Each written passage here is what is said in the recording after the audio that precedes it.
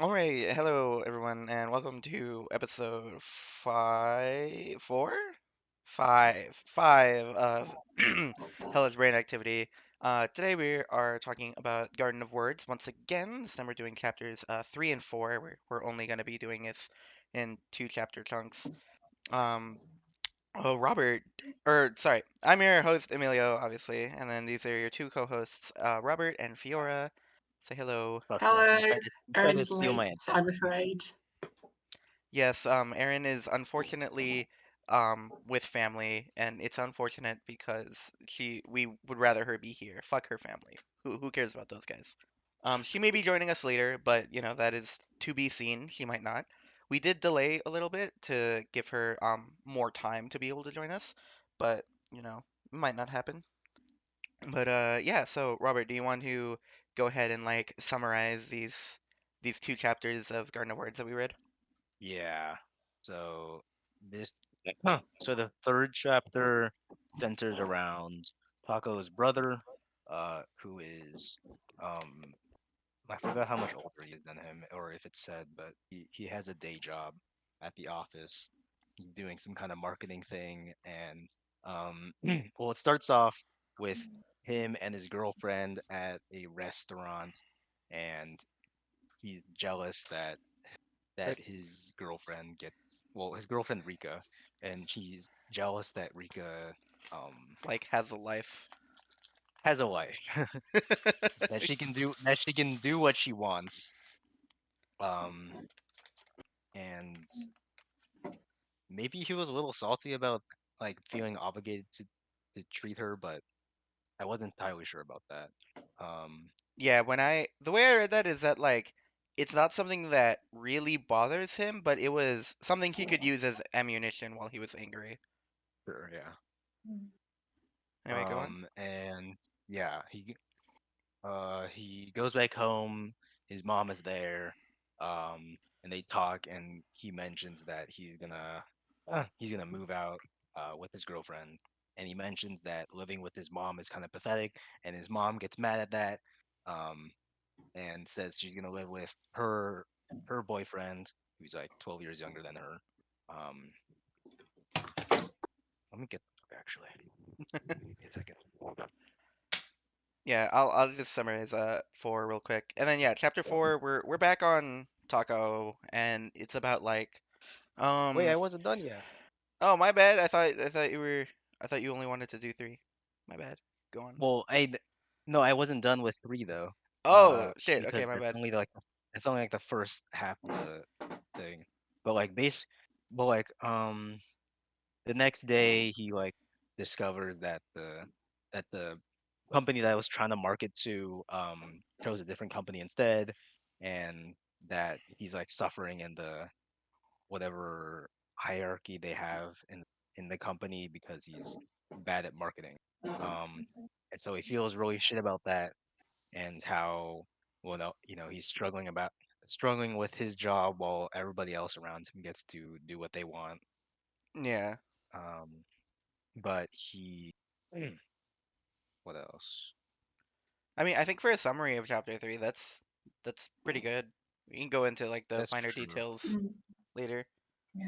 Yeah. Okay. You can do chapter 4 then. Okay, yeah.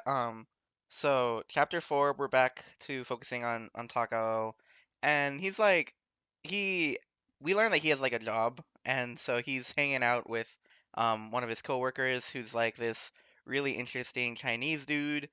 Uh, Yeah, that's kind of the only thing that happens in this chapter. I mean, it's still a pretty long chapter. I still think there's a lot to talk about there, but in terms of events, that's like the main thing that's going on.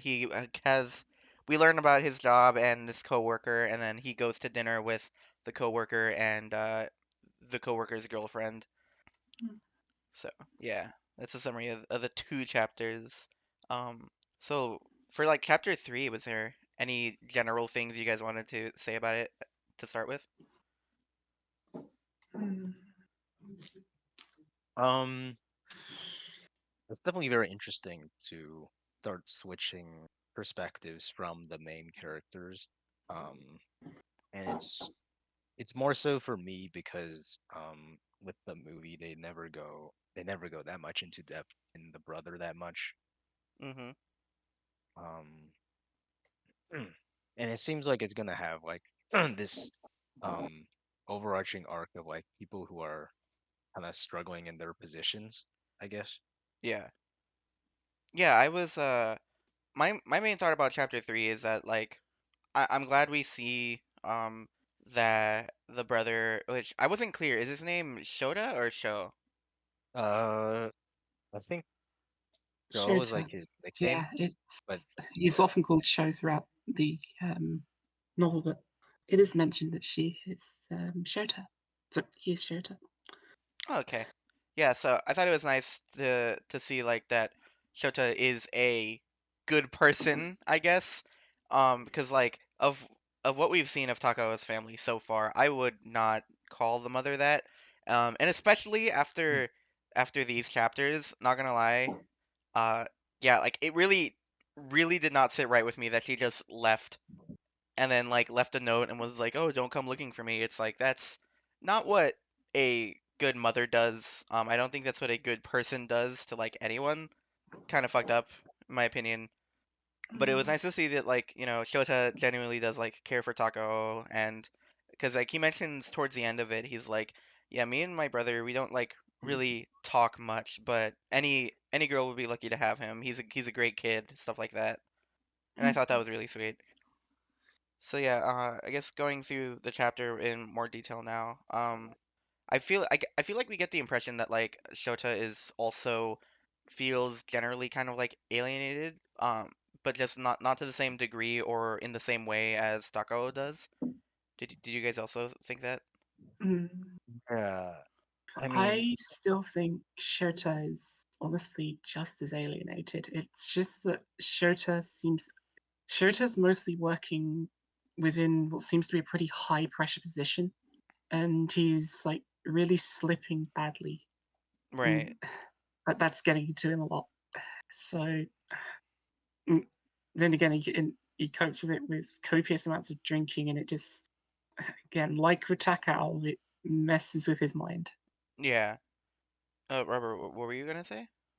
um, well, I was gonna say that yeah, uh, it's just in a different way that he um feels like yeah, he's working himself to death while not even enjoying what he does while everybody else does what they want. Yeah. Yeah, that felt like something that came up like pretty often with Shota, where he's like envious of the people around him who like get to kind of pursue what they want to do while he's just kind of working the job he is. And I think it like we see that he's pretty self-conscious, and I think that that kind of plays into it because everyone, at least to him, everyone else around him is like so much happier and more fulfilled, and also like financially seems to be doing better because of whatever they're doing. And then he's like, "Damn, I'm like struggling out here in this job that I fucking hate." Cause like there's when he's on the date with Rika, which is like the first scene we see, he's like he feels like he has to pick up the check because it's like he's older and she's young and she's doing all this like cool theater shit and he's just like working an office job and stuff like that. But yeah, I mean I agree. I agree with you, Fiore, that it definitely seems to be like the same degree of alienation, but just because of like their different circumstances, it comes up differently. Because like we learn that Taco has a job, but he doesn't seem to like give it much mental energy in terms of his overall situation. Mm, And then yeah, like on the date with Rika, I noticed that the their relationship seems kind of strained. That was the impression I got, but like I like that later on we see that it's only um perceived as strange from Shota's perspective. Cause mm, like in the later scene where Shota, Rika, and Tako they're all like having dinner and stuff, like mm, we learn that Rika like is in love with him and thinks he's great and like really cares about him and stuff. So like most of his worries are just coming from him, you know? mhm. Seems Uh, to have quite a lot of anxiety in general. Like, and most notably, you look in later into the chapter. Shota tends to have a lot of disillusionment with his life in general and just all the lives of the people around him. Particularly when he was next to the high schoolers, he seemed he just seemed very frustrated with their behaviors. I don't remember that scene. What exactly happened again? Hold on a minute. Yeah, you got it. I will be finding this real quick. Hmm. I swear I remember reading about this. Yeah, I mean, what you mentioned does ring a bell. I just like I don't recall it exactly. It's the sort of arc where Sho continues drinking. Like, he continues to drink just so that he can basically get energy. Almost in a way, developing an eating disorder. Right. Honestly, I think it's interesting how alcohol and like alcoholism or drinking in general is being like portrayed so far. I'm just not sure like what to make of it. I mean, obviously the author wants us to perceive it as like overall a negative, but I'm not. It feels like it's meant to be um a metaphor for like something greater. I'm just not. I don't have any clue about what it might be so far. Hmm. For me, it just seems like it's a chronic problem of it's just like the whole family, really. Yeah. To me, it just seems like it's overarching theming, and I imagine later on, perhaps these people will get over their alcoholism. Yeah, Right. hopefully. Because yeah, that's I think I agree with that. Like the reason that I was saying I feel like it's maybe supposed to portray like a metaphor about something uh greater than just like the general message of drinking is bad is that it seems like it's being called to our attention that Takao like doesn't really drink anymore, you know? Oh, mhm. Oh, hi Aaron. Aaron. Hi. We started half an hour late to give you more time to catch up.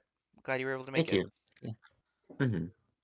Yeah. We were just talking about uh like chapter 3 and we haven't gotten that far, but I was just saying how I feel like alcoholism is meant to be a metaphor for something greater, but I'm not quite sure what the metaphor might be or like what the lesson is meant to be because I feel like it's more than just, you know, drinking is bad, mainly because Uh-huh. in chapter 4 it feels like it's kind of like called to our attention that Takao refrains from drinking now, even though like everyone around Yeah. him is drinking and trying to offer him um, alcohol and stuff like that. Uh-huh. Yeah, yeah. I relate to Takao in that sense, I guess. Like I've like refused drinks at functions before. But yeah, I would say that like I guess like alcohol in this case would be a metaphor for like having social interaction need to be a certain way. Like it almost seems like the people who are drinking alcohol, they're like trying to make it like not meaningful, the social interaction. I see. Like they're just trying to be silly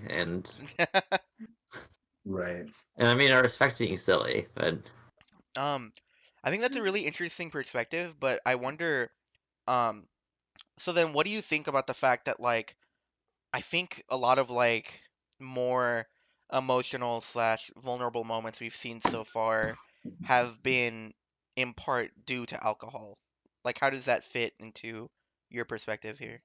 I don't know. I mean, I do think like that like I wouldn't say that the story itself has a lot to say about alcohol. I mean, like alcohol is like definitely like a big plot device, um but I wouldn't say that it's trying to say something big about alcohol as a thing. Like it does different Okay. things for different people at the end of the day. I kind of interpreted it as when Taco tried alcohol, but like hated it. He was like, well, like he was trying to be an adult and found out that that facet was like really shitty.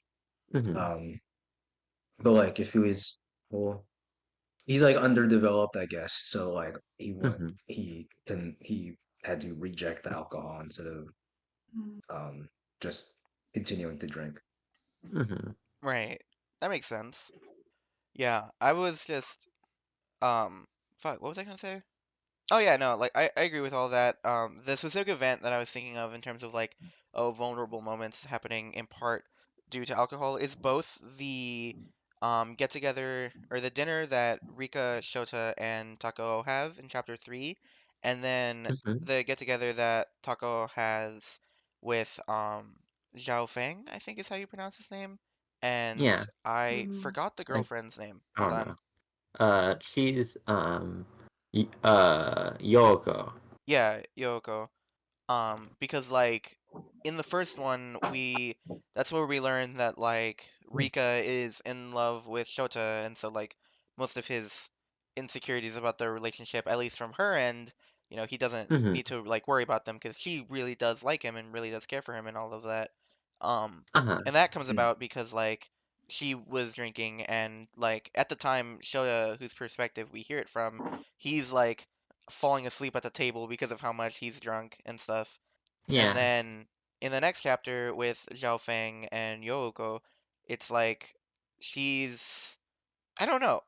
I don't know how to describe the way that she's acting, but like she sort of confides in Takao how she feels about Zhao Feng, knowing that he's going to be Mhm. leaving and like that both of those are events where something an emotional beat happens, and earlier in it, like it's called to our attention that both of these people offered to let Taco a drink and he like refused.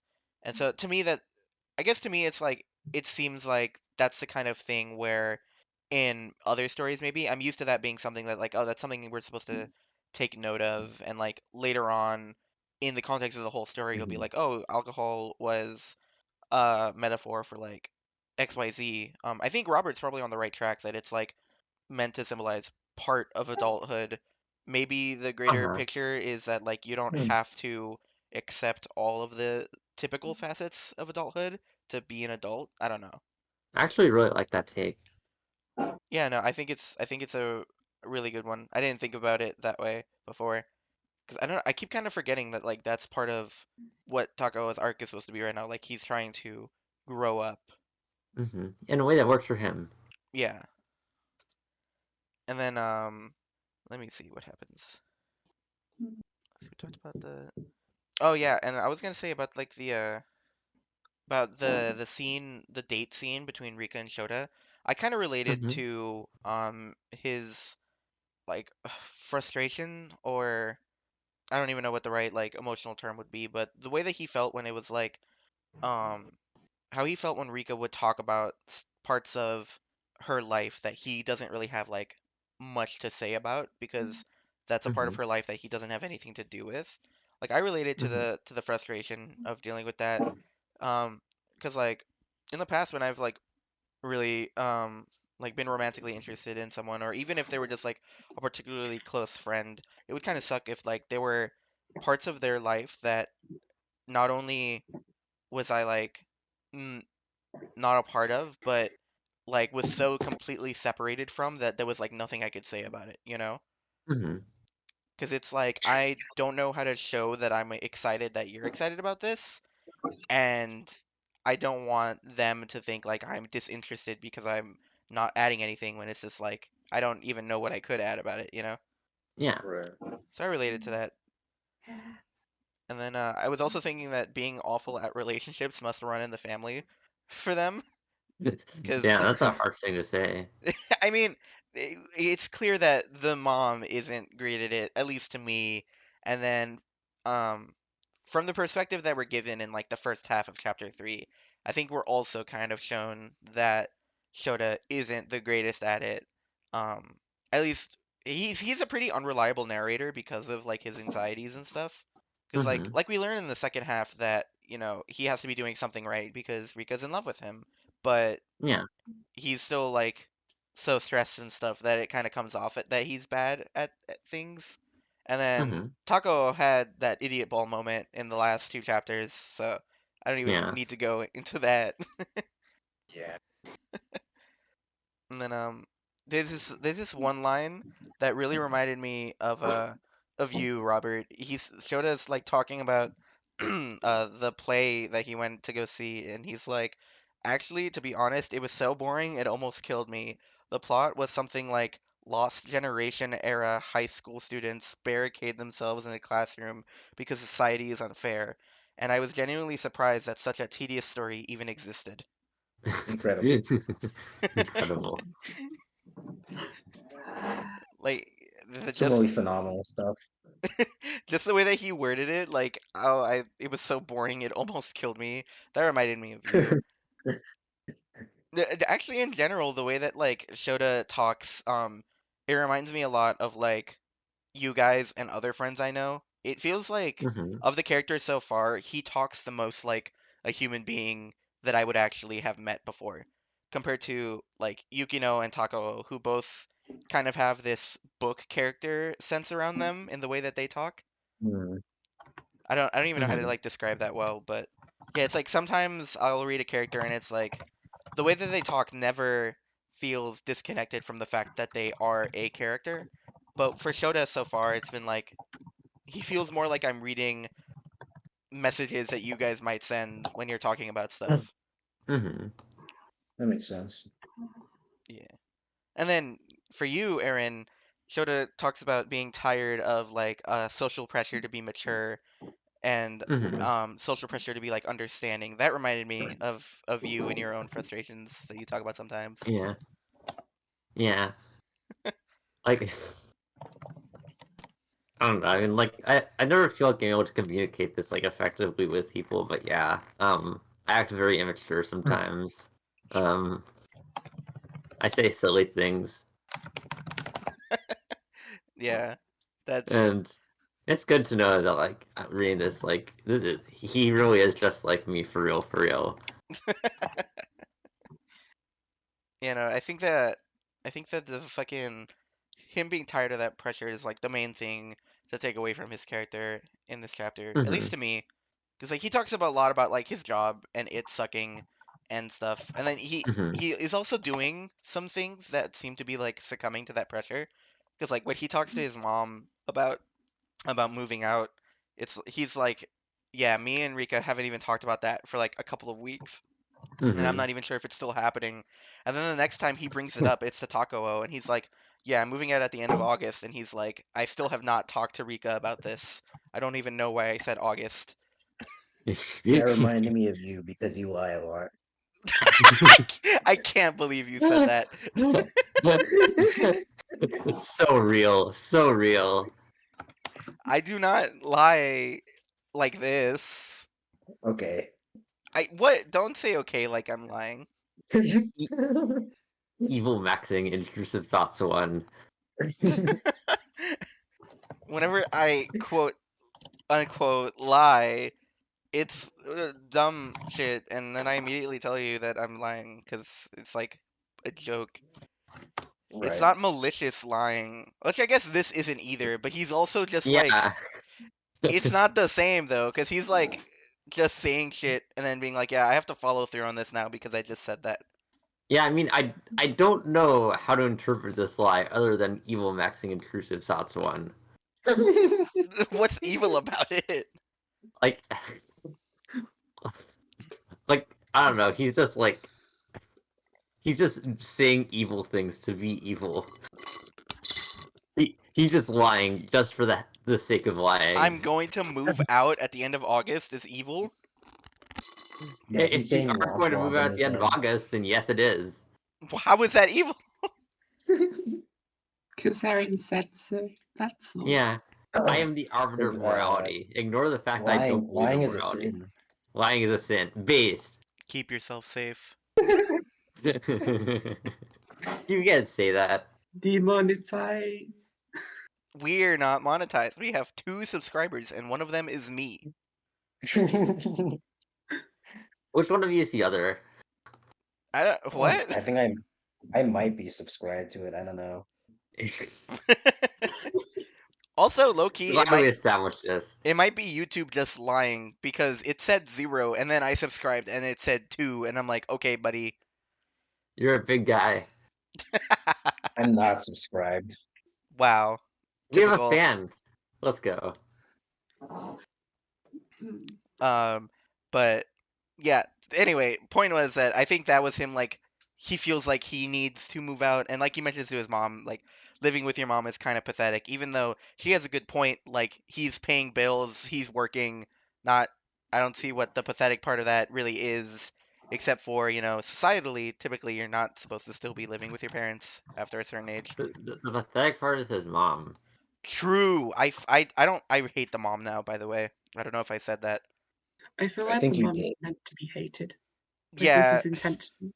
Yeah, like when we did the first two chapters, I wasn't clear on how we were supposed to feel about her because my initial impression was that I didn't like her because one, alcoholic, two, she's like it bothers me a lot that she was able to hop from relationship to relationship so much as a youth because like I don't know. I don't even know how to get into it.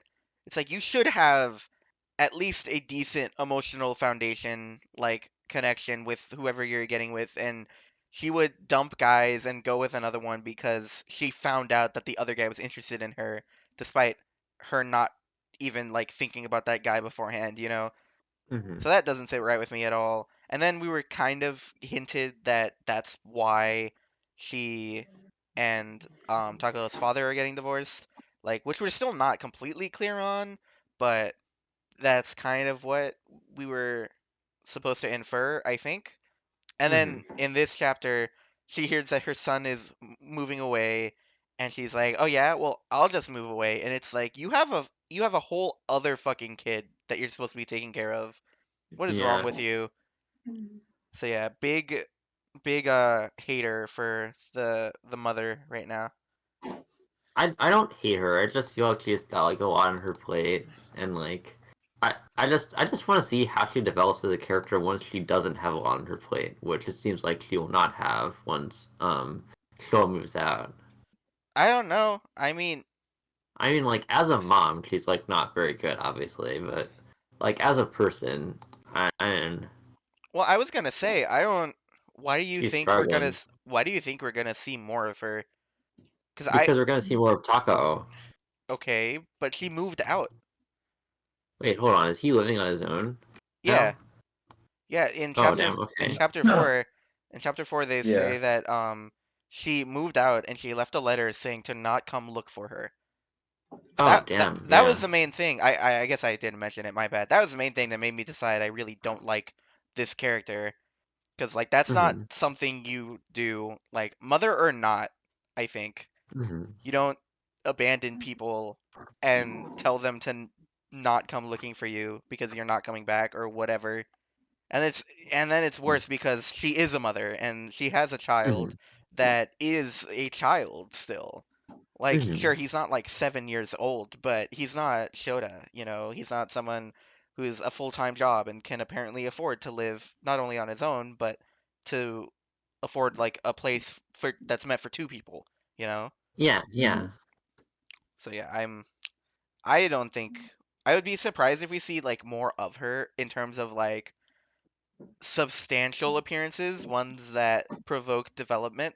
I feel like if we do see her come back, it's going to be because that relationship once again fell apart, and so she has to move back. And I feel Mm-hmm. like if we do see that, I don't think much will come of it, honestly. Mm-hmm. Yeah. Yeah. Um, but uh, back to the conversation that he has with his mom. I like this line where he's like, there's like this awkward silence, and he's like, "Oh, she's even less emotionally mature than I am. I should probably ask what's going on because she's not gonna do that." Mm-hmm. I thought that was funny. And then yeah, we get like a line that also reinforces the idea that she has she's kind of flimsy in her relationships, I guess is the best way to say it. Because Mm-hmm. Shota said that ever since she and the father split 3 years ago, like she's dated four guys. Oh, actually, let me take that back because I just realized 4 guys in 3 years is actually not that much. Yeah. I mean, it kind of I don't know because like if this was someone who wasn't divorced, I would say it's not that much. But considering it is someone who's divorced, I'm like I don't know. I guess I would just kind of expect based on every other divorcee I've met that it usually takes some time before they feel ready to start dating again. Hmm. But yeah. So yeah, I guess I take it back that it's like it's not another sign of that, but it's a little odd. I don't know. I don't know what to make of it now. Hmm.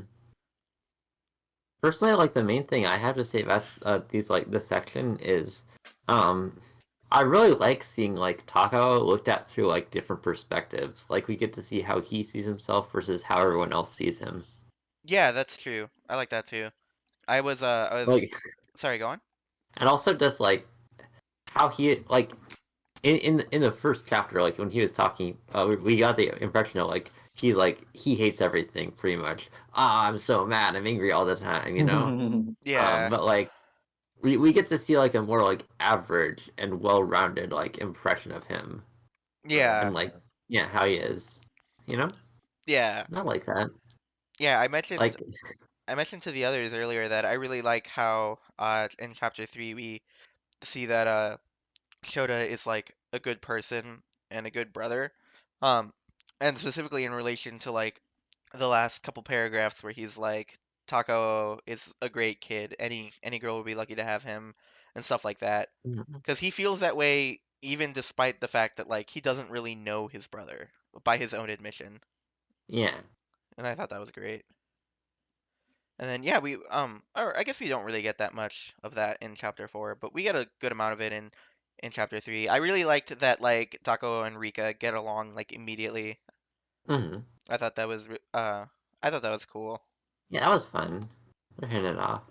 Yeah. Yeah, because he knows older women Yeah. so much. Yeah, no, that I that find that well, I got personally, I found that kind of hard to believe.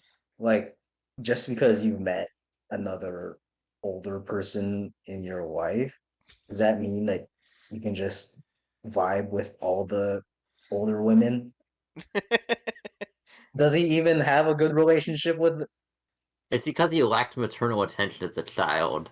Right. wow. Don't write me. I think you are correct though. I think that is why. I do think it is like a little odd because yeah, it's been almost exclusively older women that he's like hit it off with But it's so like far. one. You said what? It's one person, and they don't actually talk that much. No, because I mean, like Rika's older and they immediately get along. Youko, like they Oh. immediately kind of Well, vibe. I was thinking about how because he meets with Yukari first and then Rika and they immediately hit it off and then his brother was like, "How the fuck did he do that?" Yeah, Yeah, I mean, I don't know. I don't know. I don't know how to get into that. I don't know what to even say. Right. right. It's like I don't know if Right. it's unrealistic, but like I guess I can understand being Maybe disbelieving.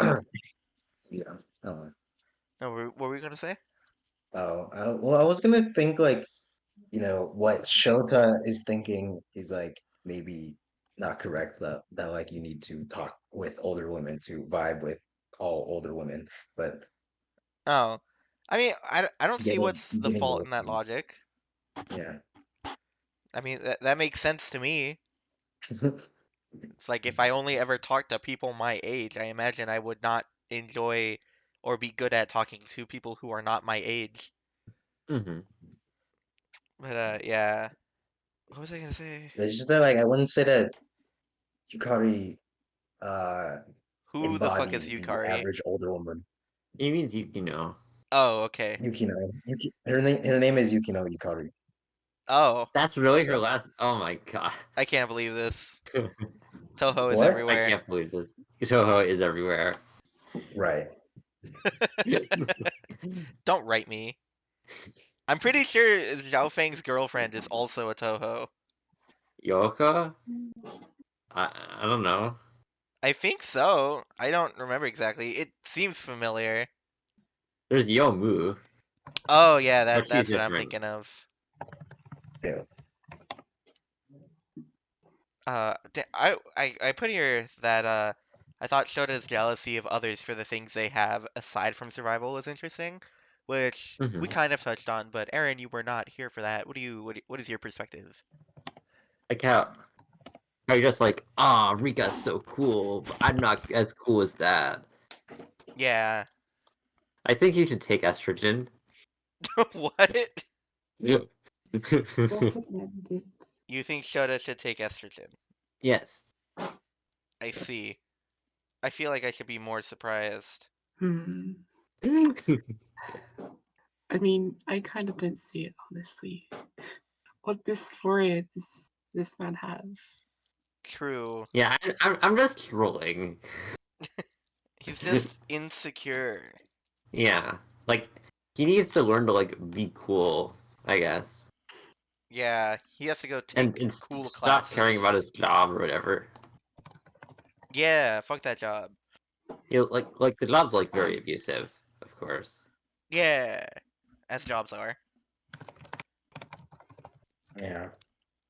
Especially because like we actually get a line that specifically kind of calls our attention to it because after the mom leaves and Shota and Rika are on another date, she's like, "You've lost a lot of weight." And he's just like, "Yeah, I've just been working a lot of hours." And it's like, Yeah, "Damn, bro, that's not good." it's like why are those two things connected? Oh, Yeah, oh. yeah. Incredible. What? I What? just said incredible. Oh, He said incredible. absolutely Yeah. phenomenal. Hmm. Wow. Wow. And then I really liked that we, even though like Shota is an unreliable narrator, to us, the audience, it's still like abundantly clear that Rika really likes him. Like even Yeah. before she mentions to Takao that she's pretty sure she's the only one who's in love, it's like we can still see that she really cares for him and stuff. Mhm. Hmm. Especially because I feel like as a I feel like if as a writer, like as someone who is not me myself, but like a skill as a writer, it's pretty impressive to me at least whenever they're able to portray something like that, even through an unreliable narrator. Yeah. Absolutely. Because it's like when you have like an omnipresent narrator and stuff, it's like, they just know what the other guy is thinking. But then, like when you have an unreliable narrator and you're able to portray their point of view and like what exactly makes them unreliable, but still have Hmm. the actual intentions of other characters come through. Like to me, that's just impressive writing. Mhm. Yeah. I'm the unreliable narrator of this podcast because they don't show up on time. Right. Right. Come on, I'm the unreliable narrator. I'm the person who literally is like muted half the time. Right. It's because you're building energy. I'm an unreliable narrator because apparently I lie. Yeah. It's true. You Apparently, lie. according to some very bad people who have done some very bad things. Yeah, not naming names, but Not naming names, not naming actions. but they rhyme with Bobbert. What? What? What? What? What? What? How? What? How? How? How? This is What? so fucking stupid. How? We're cutting this out of the podcast. Oh No, no, we're I'm not.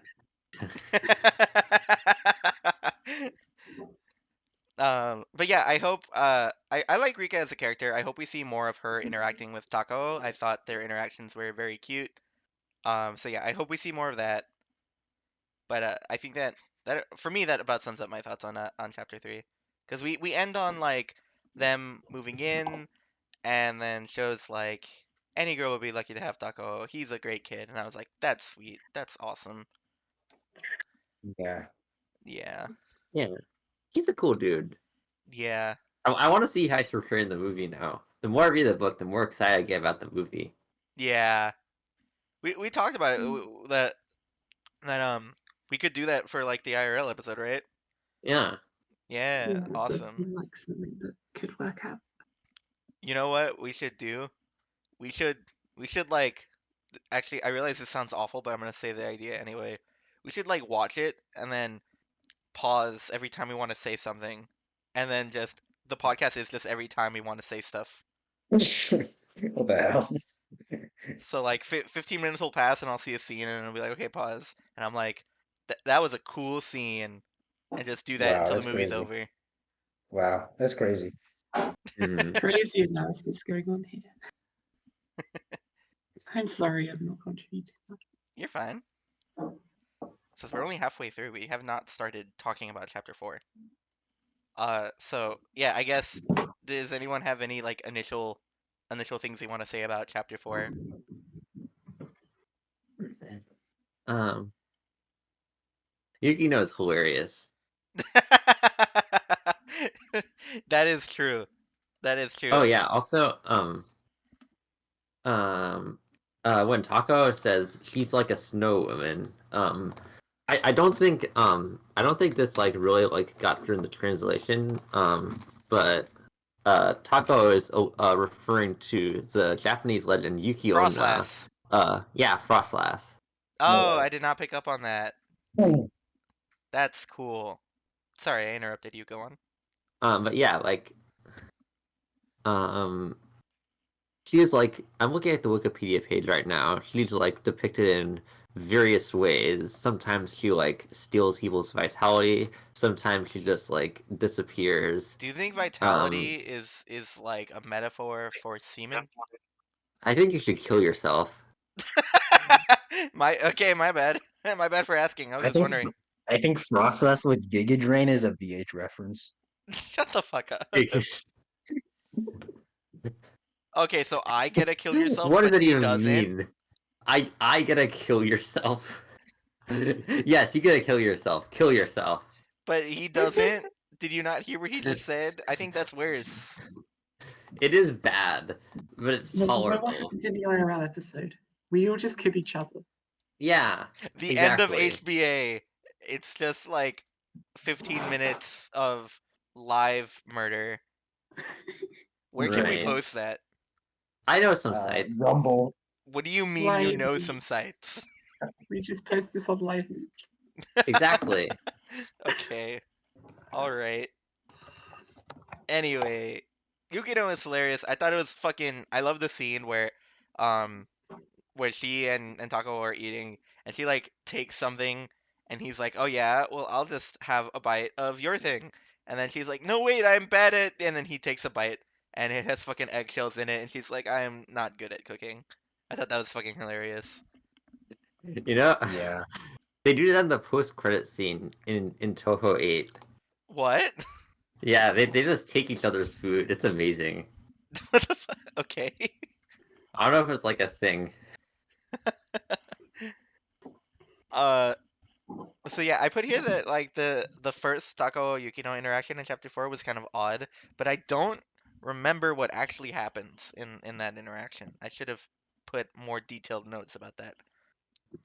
And then my initial thoughts on Zhao Fang were that I did not like him because we're introduced to him where like Dago is working, he works at like a restaurant, and some servers like, "Hey kid, that's fucking plastic in my food." And he's like, "Oh, Hmm. I'm so sorry. We can go get you like non-plasticky food." And the guy's like, "Fuck, what? No." And Taco is just like, "What? What the fuck do I do?" And then Xiao Fang comes Yeah. True, true. in and he's like, he talks to the customer and he's like, "Oh, it seems that our customer was rude to you." And I was like, "Yo, fuck this guy. Taco didn't do anything." But yeah, I don't know. I came to like Xiao Fang later on in the chapter. I mean, there are some things about him that I don't like, because I just there are traits that I don't understand, but he's like he's a good guy, it seems. I mean, I think he was just saying that he was just saying that to please the customer. Yeah, I Mhm. mean, that was what I thought at first, but then he does like kind of reprimand Takao like after. He d- Okay. he does kind of get on his case a little bit. I don't think it really like. I don't think he's really like really mad at him at the end of the day, though. Mm-hmm. Yeah, I agree with that. And then there's a segment. Fuck, actually, sorry, my notes are really vague about this. I have no idea what the fuck I'm talking about. I was saying that there's like a segment with his friend and his girlfriend that I didn't understand, but I don't know who he is referring to. Mhm. Oh, it's Takao. Yeah, Takao's friend and his girlfriend, because like Takao gets invited out to eat with them, but it's Mhm. because despite the fact that these two people are dating, the guy friend is not comfortable being alone with her. And yeah, I don't know what to make of that scene. It was like it just kind of happens, and it's like it's a good segment. I thought it was a fun read, but I don't Mhm. know how it fits into the rest of the story. I didn't know what to make of it. What about you guys? Which part was this? What? What? Which part was that again? He like we see Taco leave or not leave the park. Or yeah, he leaves the park with from being with Yukino, and then he goes to school, Yeah. and then after class, Oh, yeah, after class, one of his friends is like, "Come on, come get lunch with us," and he's like, "Really?" And then she's like, "Oh, you know this guy that she's dating that's also Taco's friend. He doesn't okay. like, just or he feels more comfortable with more people around." And then Yeah. yeah, we get the scene of them eating and stuff, and I was like, Right, I don't know what to make of it. right, I don't know how it fits into the story. They're just chilling out. They're just having a good time. right. I mean, yeah, but like, you He, know, It's like the well, equivalent of each episode. he hangs out with them, and he's like, he says he manages to survive. So like, clearly, he didn't like very enjoy it very much. Hmm. yeah. Maybe it's But she. just to hammer down that he doesn't like hanging out with people. Hmm.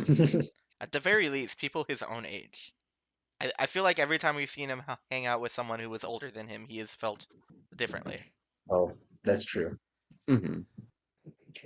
So I think it's interesting, somewhat relatable, but like interesting still.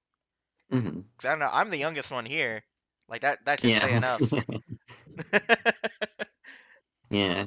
Granted, I think like me and Robert are like less than a year apart, I think. Um, If not that, Which then year are like a you? year.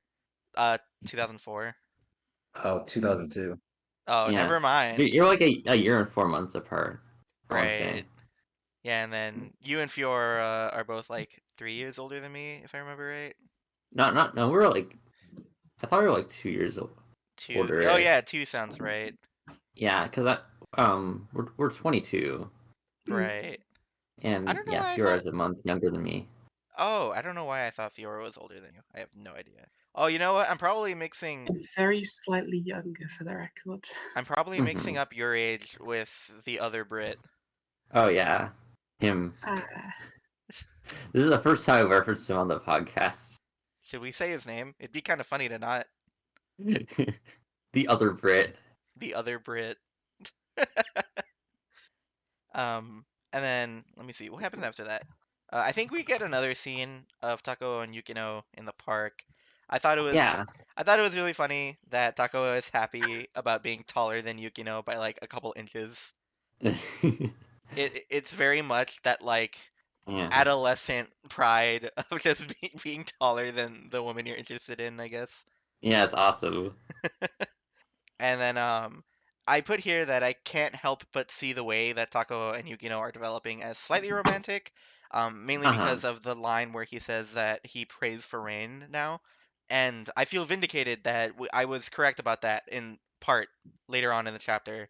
That's Because crazy. I thought it was more so the line where he said he loved her at the end of the fourth chapter. this one happens earlier, so that's why I said I feel vindicated in being Hmm. right later on. Because, yeah, he does say that. Because I was like, yeah, this could be just a really good friendship, but at least from Takawa's end, it feels like a little more. And I was worried that it was like maybe it was just me. But then later on, Hmm. he's like, yeah, I think I love her, and I'm like, oh, okay, no, I'm just good at media comprehension. Let's fucking go. You want to comprehend the media. So true. Okay, but yeah, no, Media beyond your comprehension. now shut up. Now my question for you guys is like, when you read that part before the end of the chapter, obviously, did you also read, or was your feeling of their development also like similar, or what did you guys think? Yeah, I mean they're just hitting off. Yukino is one of the few people that Takao seems to feel like comfortable or happy around. Even though he doesn't really show it, he's like, ah, this woman's so silly and frivolous. She's so ridiculous. But he's just he seems to be So having a good time. So her. Yeah. Fiora, were you saying something? no, just messing with Aaron again.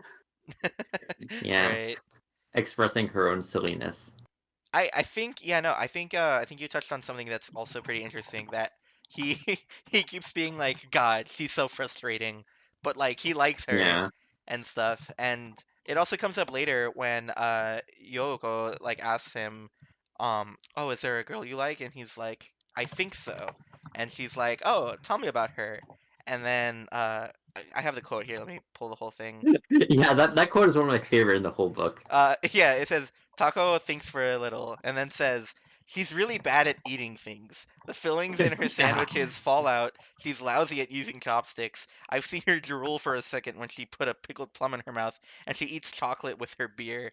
And I thought that was both really funny, but also like really interesting that that's how he chooses to describe her. I don't know what to like say about it further, but it's like, usually you ask someone a question like that and they describe like the things that Good things. yeah, they describe good things and it's like I think it's interesting that he doesn't, but I'm not sure like what to speculate from that fact, what it says about like their connection or what it might say about Taco. What do you guys think? Mhm. I think it's just really like it's just really funny to see her just being a complete and utter fail life and him just being like into it. Reminds me of several relationships I know. Right. Right.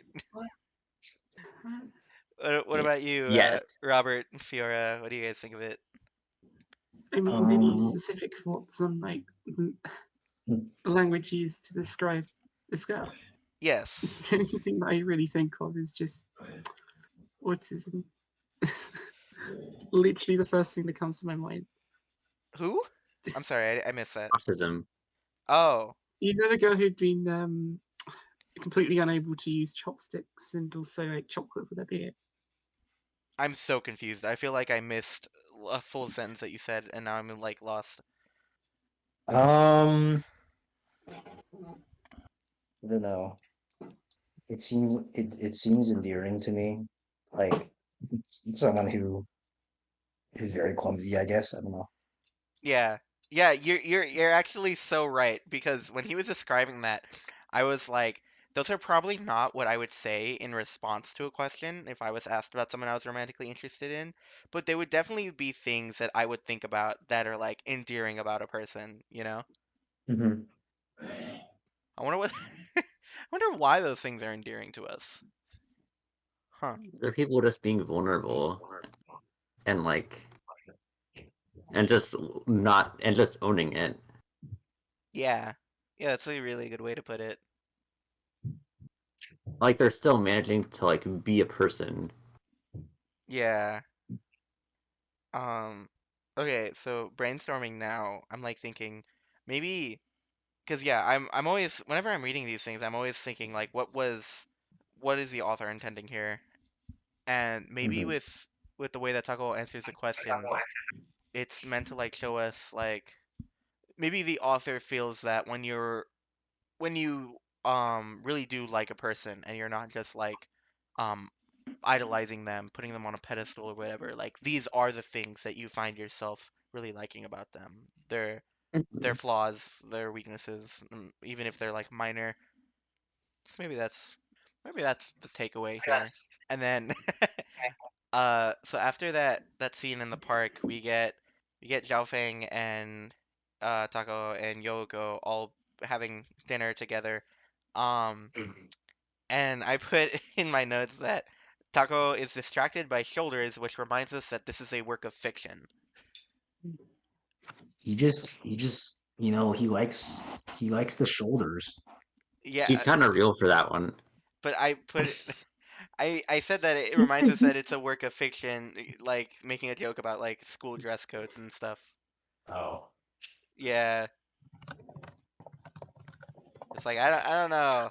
I don't think I've met a person who was like earnestly distracted by stuff like that. A lot of other things. Because they're just all they're covered all the time. Right. Okay. No, I'm a shoulder Yeah. appreciator. Yeah. Okay, but you're just like a woman appreciator. No, I do appreciate shoulders. Right. These are not mutually exclusive. Yes, It's like I would say I do as well, but it's not like anything specific about shoulders. I just think women are really pretty. that's fair. Yeah. And then yeah, so throughout the dinner, it's like the vibes are weird. The vibes are good, but Hmm. then sometimes the vibes are weird. And yeah, we're given hints that like Zhao Feng is planning to leave. Hmm. And Yoko knows that. On and she like there's a scene where Xiao Feng gets a call and he tells Takao and Yoko to like go up on the balcony and wait for him, so that way they're not just Hmm. sitting at the table. And Yoko has this Aw. like monologue. What? Sorry, I was stretching. Oh, okay. Um, Okay. and Yoko has like this monologue kind of that is without being like completely unsubtle about it. It's about or not. It is unsubtle, but like not that it's bad. It's about Zhao Feng, and she says that Hmm. from now on, whenever I see a skyscraper in the evening, I bet I'll remember those two characters, Zhao Feng, Hmm. Hmm. because I guess his name translates. I forget exactly what she says it translates to, but it's Yeah, something to do with it's like evening and then like skyscraper, I think. yeah, something like that. And I thought that that was really tragic. What did you guys think? Tragic Cow, is it like a reference to like 9/11? No. Um, What? okay, so I think it's kind of tragic because it's like she clearly cares about Zhao Feng a lot, and Hmm. it's like, what do you do when you know you're getting towards the end of a relationship with someone that you don't want to let go? Hmm. And like that's what she's dealing with, and I think it's kind of clear that she doesn't really have an answer, and I think that's kind of Yeah. tragic. Hmm. Like that really sat with me because I was like, yeah, no, that's a very unfortunate situation. I don't know what you're meant to do. There's a lot of things you Hmm. could do, but like none of them feel like a right answer. You could hold on to Yeah, it for yeah. as long as you can, but But then you'll just get more sad. yeah, and you could also leave early because you know that it's not going to work out, but that But then might you'll just get only, more sad yeah, that might only hurt you both. And you can't just ignore what you know is coming because then you'll just because, get more sad. yeah, it's like there's no right answer because the right answer is not even something that's like feasible to do? Because like the right answer, I guess, would be that she leaves with him, but that's clearly not an option for whatever reason. Then we get the part where after she's done talking, Tako is like, "I wish I knew what to say," and then she's like, Hmm. "Hey, you kid, you have a girl you like?" And he's like, "I think so." And then yeah, we get him talking about Yukino. Hmm. Um, Yeah. and then the book did the same fucking thing that it did in the first two chapters. The character is just gone now. Yoko is just gone. I was sad. She seemed cool. But there's the last thing that I like have to say about chapter 4 is that there's this line that Tako has where he was like, "Was I like this before I knew people could suddenly disappear?" Hmm. And that hit me like really hard. That hit me straight in the gut Hmm. because it's like, yeah, like I don't know. I've never been great at handling letting go of people, I think. Yeah. Mm-hmm. Like they've always been one of, if not the most important aspect of my life, and so like having to give up any like modicum of their presence, like Hmm. is really hard. Like I have a friend moving away now, and yesterday was the last time that I'll be able to hang out with him for probably another like 2 months. You know, if I'm lucky, I'll get to see him in about 2 weeks, but that probably won't happen. Um, Mm-hmm. and it's like, you know, we plan to keep in touch. We plan to uh try and get together every so often to like play games online and stuff. But it Mm-hmm. still really sucks knowing that like I won't be able to just message him and hang out sometimes, or I won't like be seeing him every Friday and stuff like that. Yeah. And like whenever that stuff comes up, I kind of have to wonder in the same vein as Takao is like, was I like that before I lost my first friend? Mm-hmm. Um, and I don't know. Yeah, I it's not mean, easy. probably not. And like losing, there's only been a small handful of like super close friends that I've ever had to truly lose, but when I Mm-hmm. had, like, that definitely made my ability to, I guess peacefully let go like a lot harder. So yeah, that line really sat with me for a while. Mm-hmm. But yeah, I don't have anything else to say about these chapters. What about you guys? Um, I Yeah. do like think it's a shame because like just because of like what we learned about Zhao Feng, like he's like a really chill guy. Like he just seems like an awesome character. Yeah. Yeah, he's like they say what like he's Chinese. He moved here and then became Mm-hmm. like super fluent in Japanese and apparently also knows English.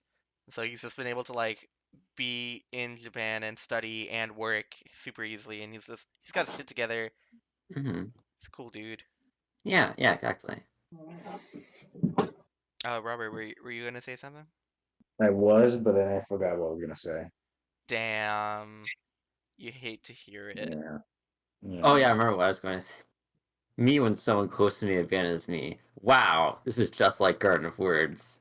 Wow, incredible. Wow. Wow. We should have a B-roll of just us just saying wow for like 5 minutes straight. That's the A roll.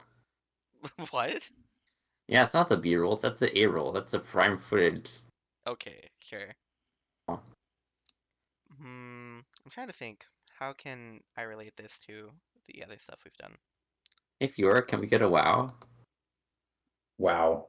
You're not Fiora. I definitely have.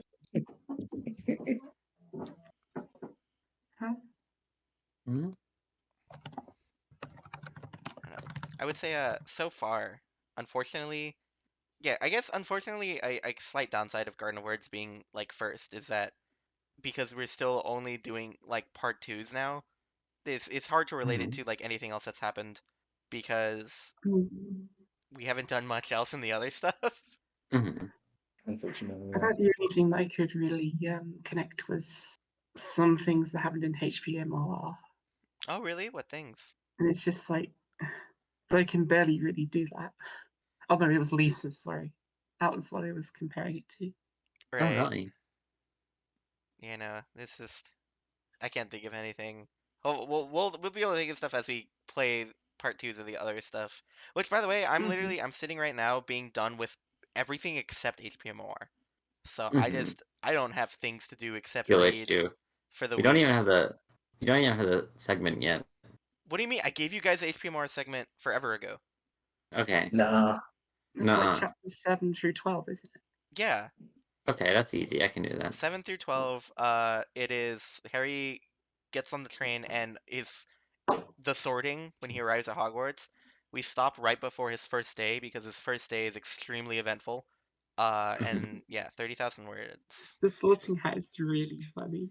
I I fucking remember that. yeah, you guys are gonna fucking love the sorting hat scene. Oh my god, that's such a The good scene. sorting hat is like a fucking meltdown. It's so funny. It's so Let's fucking go. good. And yeah, no, you're gonna get your first glimpse of Dumbledore, which I still think Aaron is a character you're very much gonna like. Uh, Hmm.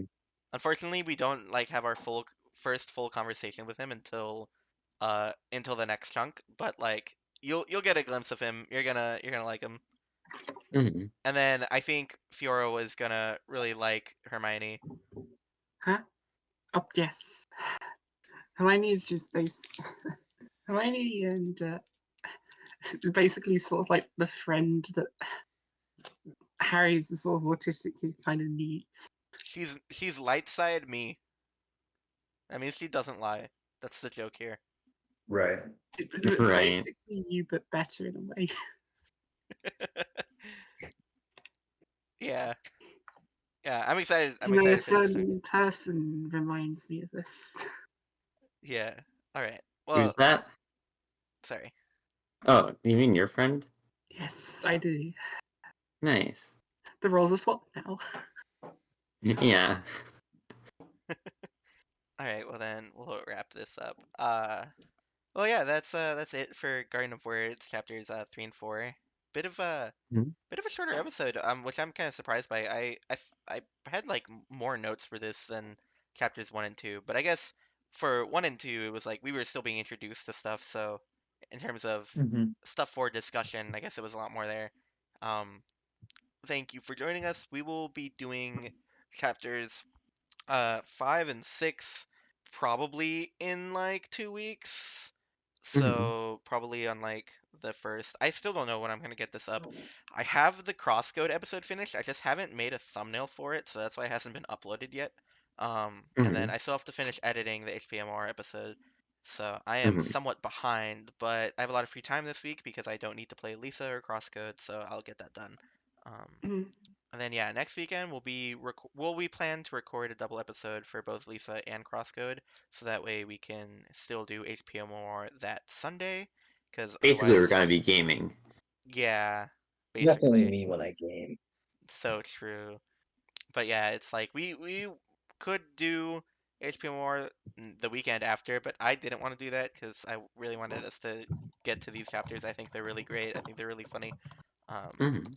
But yeah, thanks everyone for coming. I'm really glad Aaron was able to make it like about halfway through. Clearly, us delaying 30 minutes was a good plan. Mm-hmm.